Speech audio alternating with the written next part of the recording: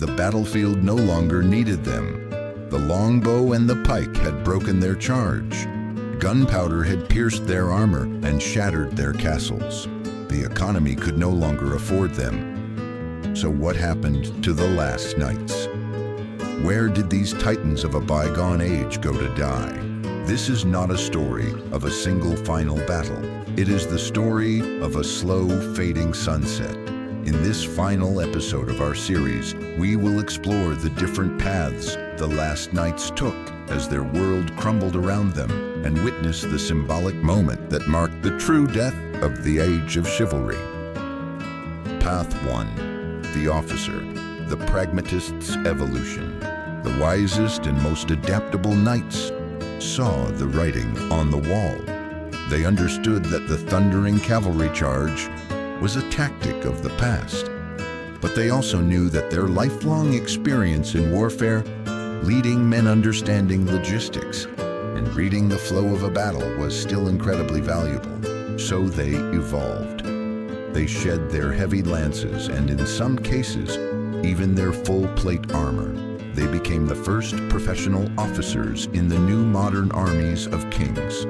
A knight who once led a charge of 50 horsemen might now command a regiment of 500 infantrymen, armed with pikes and muskets. Their role shifted from being the ultimate weapon to being the mind that wielded new weapons. They became tacticians, disciplinarians, and commanders. Figures like Gonzalo Fernández de Córdoba of Spain were instrumental in creating the tercio, a renaissance, a revolutionary military formation combining pikemen and arquebusiers. They survived because they were willing to sacrifice the romance of chivalry for the brutal pragmatism of modern warfare. Path 2. The courtier, the peacetime peacock.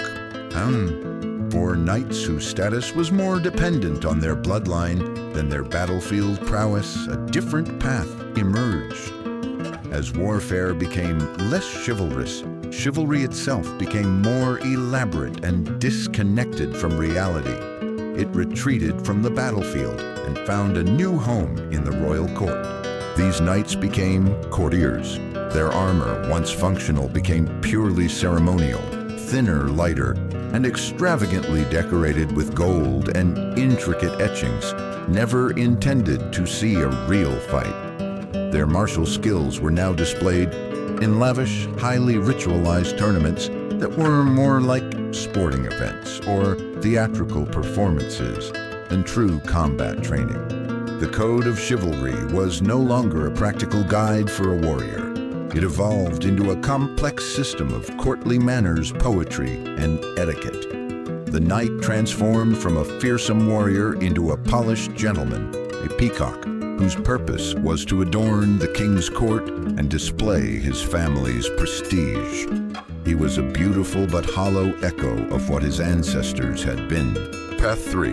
The duelist, the obsession with honor. As battlefield glory became harder to achieve, personal honor became everything. For some knights stripped of their traditional military purpose, this obsession with honor took a deadly and personal turn. This was the age of the duelist.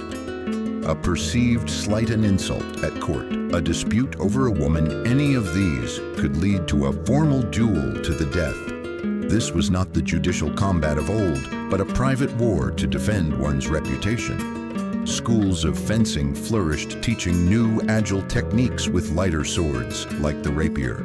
The duel became a way for the knightly class to cling to a sense of martial identity in a world that no longer needed them as soldiers. It was a desperate, violent, and often pointless attempt to prove that their courage and skill still mattered, even if it was just in a secluded field at dawn, far from the real wars that were now shaping the world. Path 4. The relic, the man who refused to change. And finally, there were those who could not or would not change. They were the true believers, the men who still held to the ancient code of chivalry with every fiber of their being. In a world of gunpowder and professional armies, they were living relics.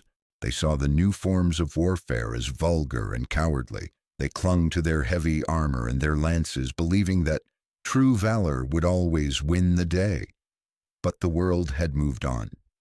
They became tragic figures wandering a landscape that no longer understood their ideals. They were the inspiration for the most famous fictional knight of all, Don Quixote, a man who saw giants where there were only windmills. These last true believers were a testament to the power of the chivalric ideal, but also a sad reminder that those who refuse to adapt to a changing world are destined to be left behind by it. The funeral of chivalry, the Battle of Pavia, 1525. If there was a single moment that served as the symbolic funeral for the age of the knight, it was the Battle of Pavia in 1525. Here two great European powers clashed: the French, led by their dashing and chivalrous King Francis and the forces of the Holy Roman Empire. Francis, a true believer in the old ways, led a classic, glorious, and utterly reckless cavalry charge, with the elite knights of France directly at the heart of the enemy lines. It was meant to be a decisive, heroic moment. Instead, it was a massacre. The French knights charged straight into a disciplined formation of 500 Spanish arquebusiers. The Spanish infantry coolly held their fire until the last moment, then unleashed a devastating volley of gunfire. The roar was deafening. The seemingly unstoppable charge collapsed into chaos. Knights and horses pierced by bullets fell in heaps. The climax was the ultimate humiliation. King Francis I himself, the embodiment of chivalry, was unhorsed, surrounded by common Spanish soldiers and taken prisoner. A king captured on the battlefield by a nobody with a gun. The news was a seismic shock to the noble houses of Europe. It was the definitive bloody proof that the era of the heroic knightly charge was well and truly over. Technology and discipline had defeated nobility and courage. So the knight did not vanish in a single fiery explosion. His end was a slow sunset with many different colors. He either adapted and became an officer, retreated into the fantasy world of the royal court, became obsessed with the pointless duel, or simply faded away into irrelevance. The story of the knight's decline is the story of a changing world. It's a lesson that no symbol, no matter how powerful, is immune to the relentless march of technology, economics, and new ideas. The knight wasn't just a soldier, he was the icon of an entire system, and when that system crumbled, so did he. This marks the end of our main series, on the decline of knighthood. If this journey through a dying era has given you a new perspective on history, hitting the like button is the ultimate salute to these fallen warriors. But did the idea of the knight truly die, or does its ghost still haunt us today? To find out, subscribe to The Knight's Journey and ring the notification bell, because in our special bonus episode, we will explore the powerful legacy of chivalry and why we are still so obsessed with these icons of a lost world. Because while the knight himself may be gone, the stories we tell about him are immortal.